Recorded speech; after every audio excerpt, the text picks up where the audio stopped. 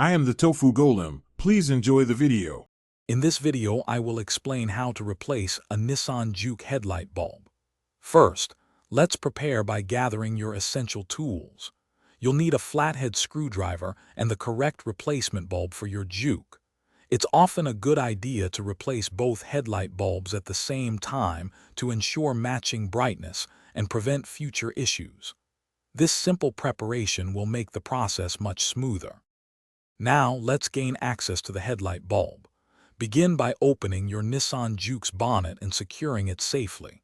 Next, locate the back of the headlight assembly. You'll need to disconnect the electrical connector from the bulb. Depending on which side you're working on, you might need to temporarily remove an air intake hose or the windshield washer fluid filler neck for better access.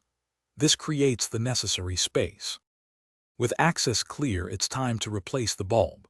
Gently remove the protective dust cover from the back of the headlight unit. Then you'll find a retaining ring or clip holding the bulb in place. Rotate this counterclockwise to release it. Carefully pull out the old bulb. When handling the new bulb, avoid touching the glass with your bare hands, as oils can shorten its lifespan. Insert the new bulb, ensuring it's seated correctly.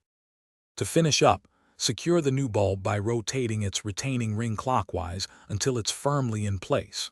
Reconnect the electrical connector to the bulb and replace the protective dust cover.